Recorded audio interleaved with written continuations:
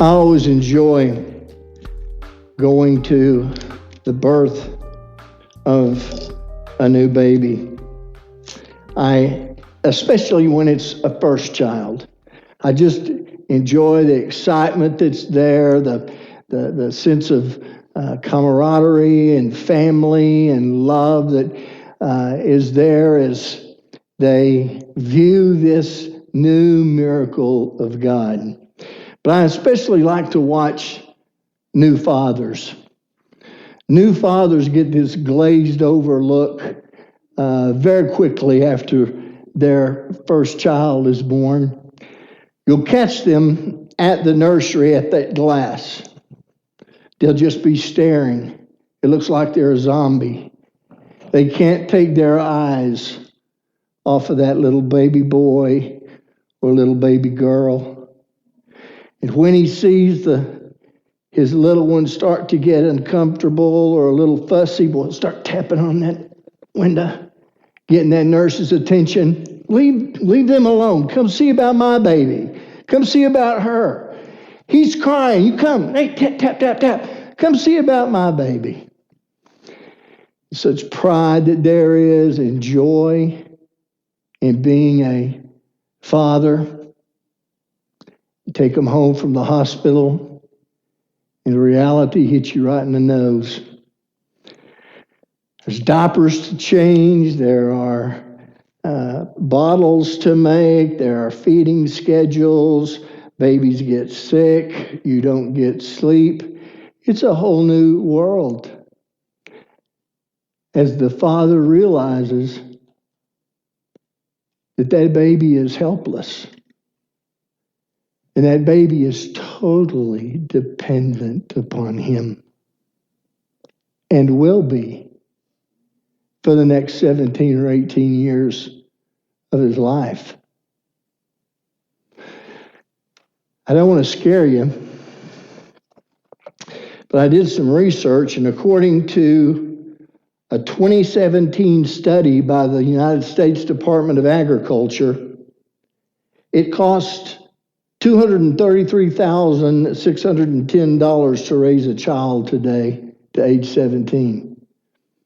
With inflation, it soars to almost $300,000. That's not including college.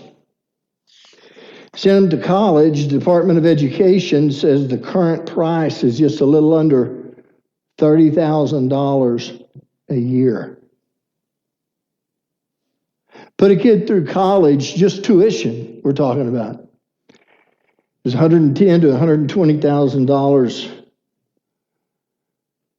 that they will need. It's a pretty awesome thing to birth a child today. And I don't share these statistics in any way to scare you or to upset you or to cause you to doubt any family planning that you all have done. But I ask these questions or make this statement all to ask this one question. Parents, how many times or how often do you think about your children? How often do thoughts come into your mind that relate to those that you're responsible for? Let's just say this morning, you woke up. How many times since you woke up this morning to right now, how many times have you thought about your children? How about last week? The number of times that thoughts just came into your mind. Or maybe you were at work and you were doing the busyness of your work, and all of a sudden something someone said or something you saw put your thoughts back on your children or the needs of your children. Maybe you're just driving down the road and maybe a smell comes into your car, or maybe you pass by a football field or another type of sports field or an auditorium or a park or some place that floods your mind with memories of your kids.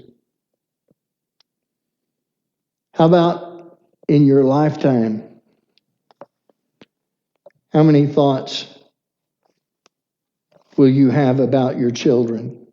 How many times in your lifetime will your thoughts go back to your kids? What? 1 million? 100 million? Billion?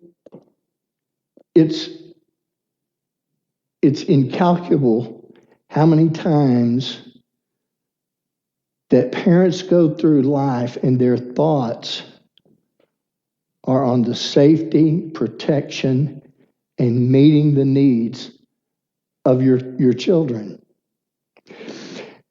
I ask you that because this is what David was beginning to understand in Psalm 139, verses 17 and 18. Listen to how David phrases these words.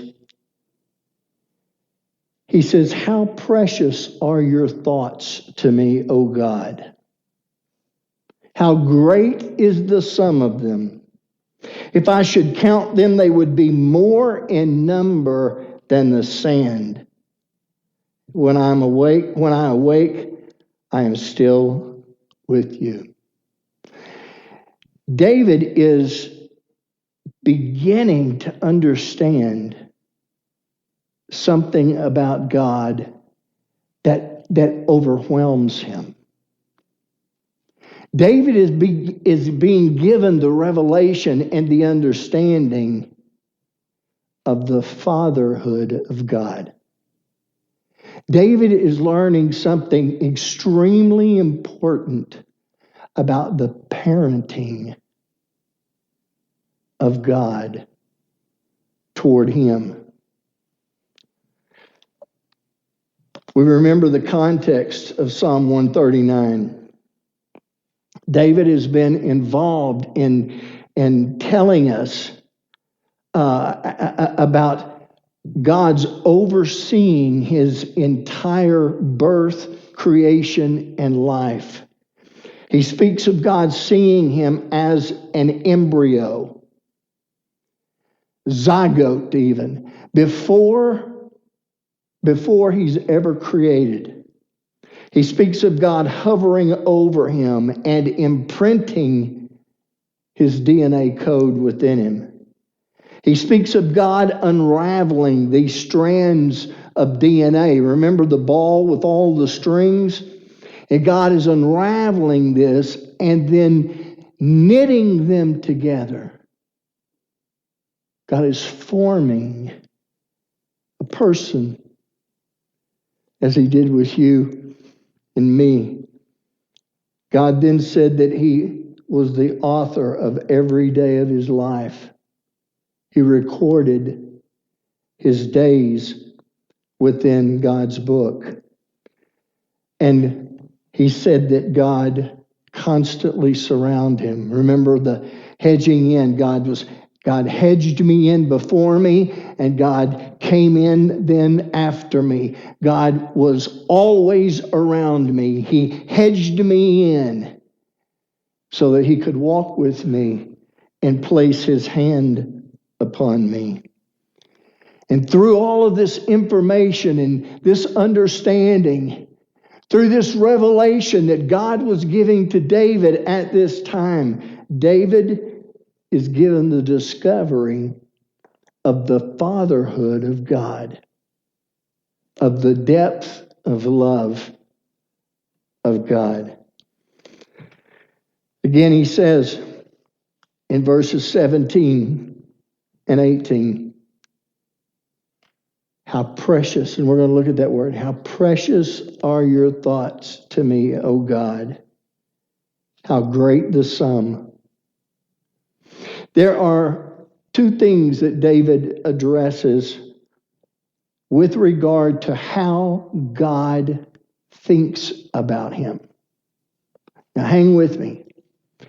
David is giving us insight into how God thinks. Now, that's pretty important. If we are followers of God, we've got to know what He thinks, how He thinks, what He's telling us to do. We've got to know our Creator. And David is talking about the way God thinks about Him.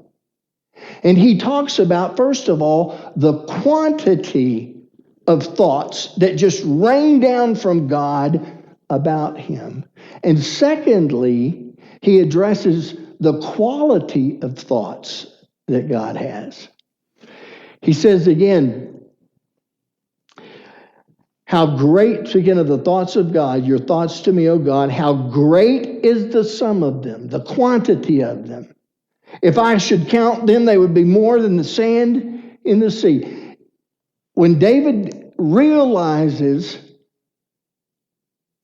who God is to him, he suddenly understands that God thinks about him all the time.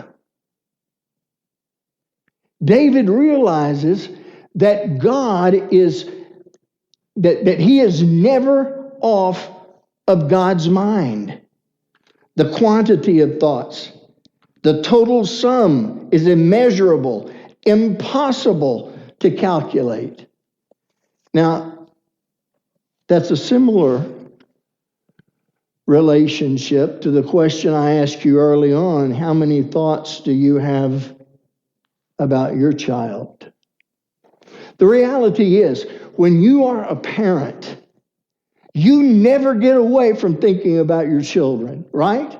Even when they grow up, and even when they get married and they have children of their own, your thoughts are never away from your child. And David said, God is like that. As much as we think about our children, as much hope as we have for our children, as many good things as we give to our children,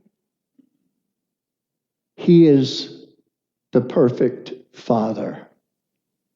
He is the Holy Father. And David wants us to know that you and I are constantly on His mind. Now, that could be a good thing or a bad thing. There were times when my kids were on my mind and it wasn't a good thing. Now, at least it wasn't a good thing for them. So, if God thinks a lot of thoughts about me, what kind of thoughts are they? You see, some people think that God's thoughts about us are angry. That God is constantly mad at us. That we mess up and God knows it, and we mess up again and God gets angrier, and we keep messing up and God just is huffed up and his cheeks are puffed out, smoke's coming from his ears, and every time he looks at us, he just is disgusted and he's let down and he feels like that we can't measure up. So many people think that God's thoughts about us are angry. Angry or judgmental. You're going to pay for that. You're going to wish you hadn't done that. I'm going to see to it you don't do that anymore. So many of us, as God's people, live our lives thinking that God thinks of us in an angry, judgmental, negative way. But David said, that's not at all the case. Yeah, God thinks about us all the time. Yeah, we're on God's mind all the time, but then He tells us the quality of thoughts, or the kind of thoughts that God thinks about us. And it's all compressed in one word that David uses. Again, in verse 17, how precious are your thoughts to me, O God. That word precious is pregnant with meaning and color and fullness. David intentionally used this word, the Hebrew word yakar, Y-A-K-A-R, precious. It's rendered precious. Initially, this word meant to be heavy, as in something being costly and worthy. It spoke of something being well built, well constructed, and therefore it is important. It is precious. Later, the term came to identify people. In other words, the word transitioned from just calling things rare and worthy and of great value to identifying people in their lives who were of great value, important, precious to them. Well, David takes the term and he gives it meaning to the way God thinks about us. Your car. When God thinks about you, he thinks your car. He thinks precious, valuable, of great worth, something that is rare and priceless.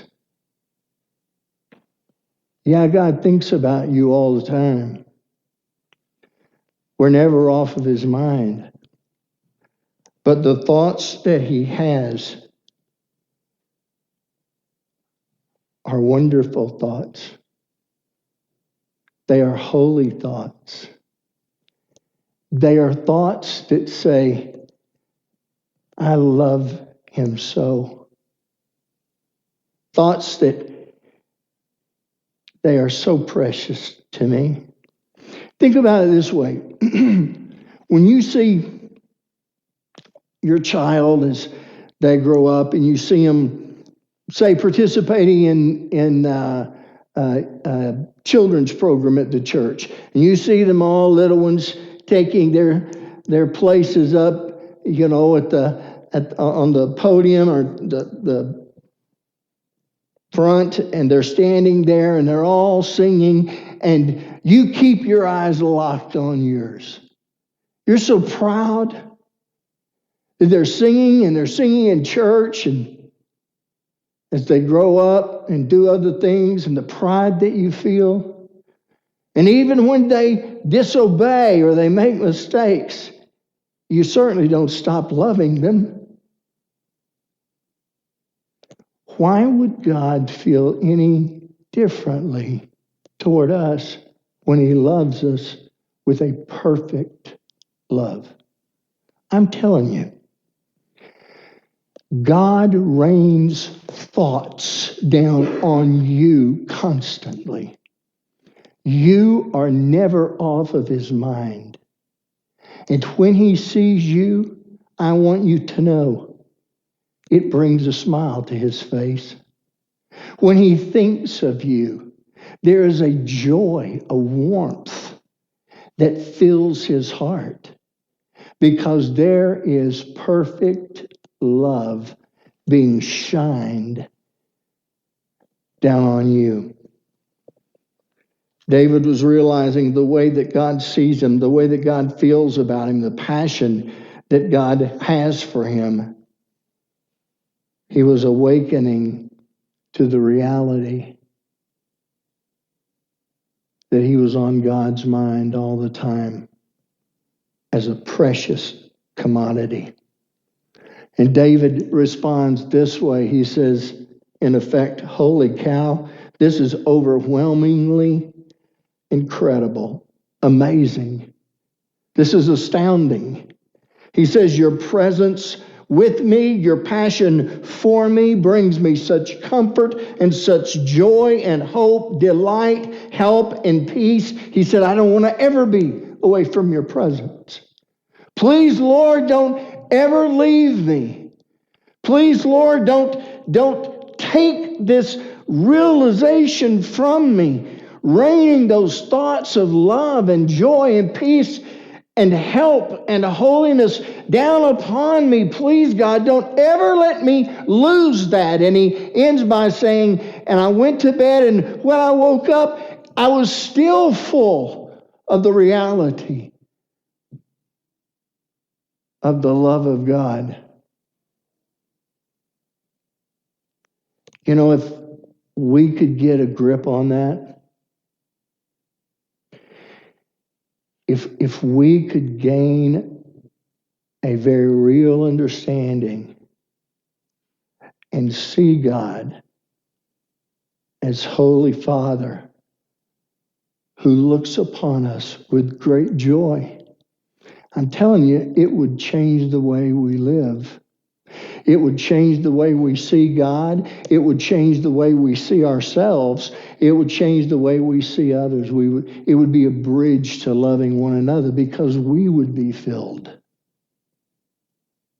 with His love. The thoughts of a father for his children. I have a son named Ryan. He has a new little baby. That's his wife, Lizzie. Jake's about 6 months old now, I think. When my son went to college his first year, he had a very difficult first year of college. In fact, it was a crisis for him. His love at the time was baseball. His junior year, he was outstanding, all-star, all-district catcher, set a team record in home runs. I mean, he had a great season. He got hurt in football the last game of his senior season. So when he came into baseball, he started off strong, but then something happened. He said, Dad, my arm hurts really badly. And there were times that he could rifle the ball to second base and throw a runner out, and then there were other times he couldn't get the ball back to the pitcher. The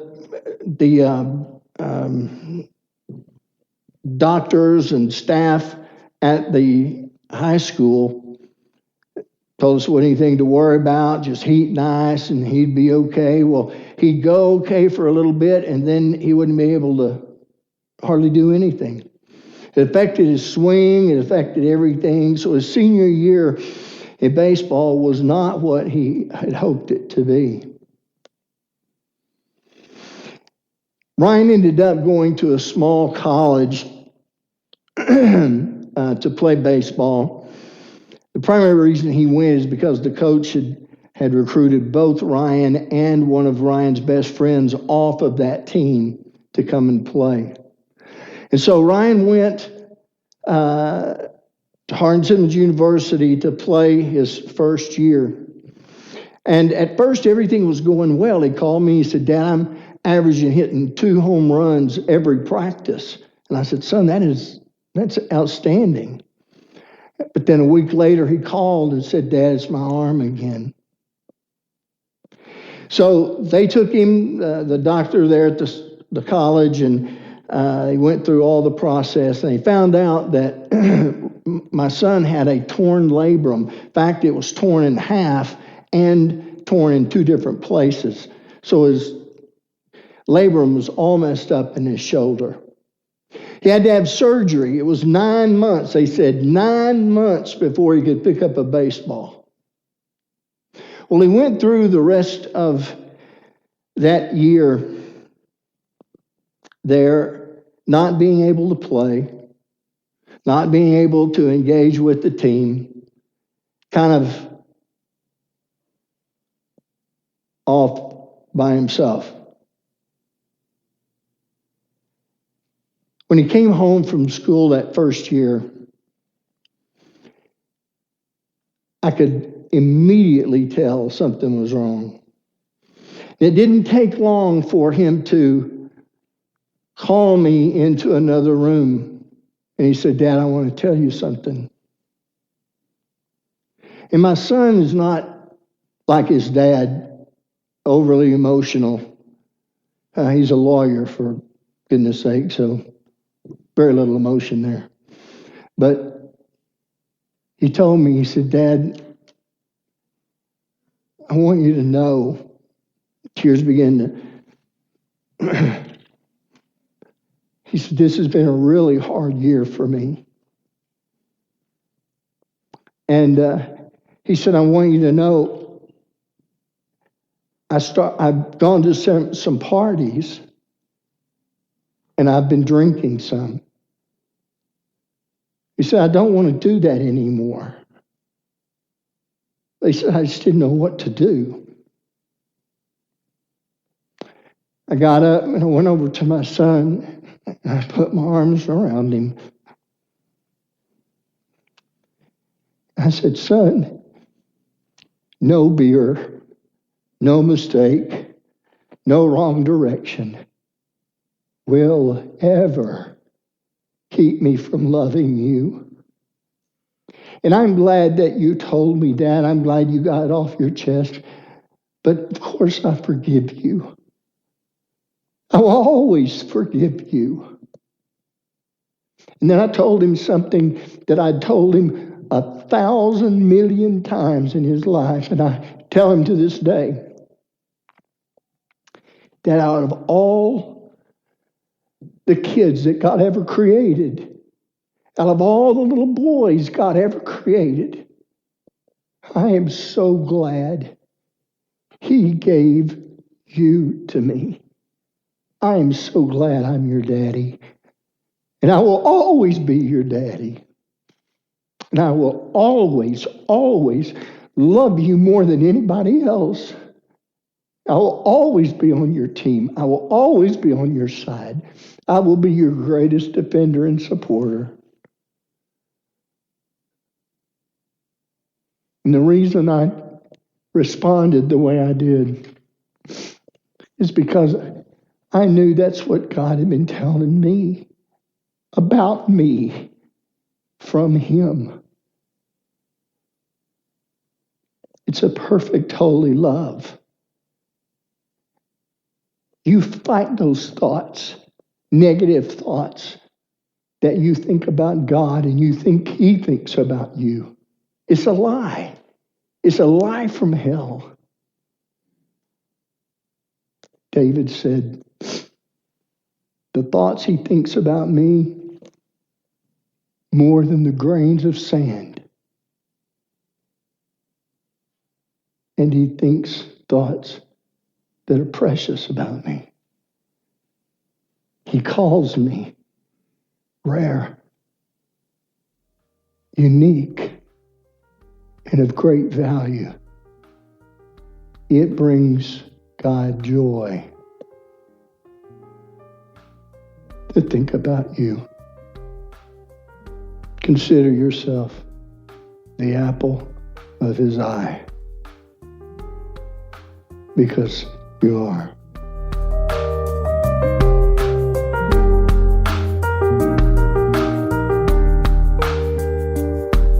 Thank you for joining us for this Highland sermon from Dr. Johnny Funderburg. If you live in the Clovis, New Mexico area, we'd love to have you join us one Sunday at 10 a.m. We are located at 2201 North Main Street in Clovis. For more information about our church, visit highlandclovis.com, and to let us know a little bit more about you, choose the Connect tab and click on our online visitor card. You can also submit your prayer requests under the Connect tab. Lastly, follow us on Facebook at hbc.clovis to keep up to date with our announcements, events, and online services.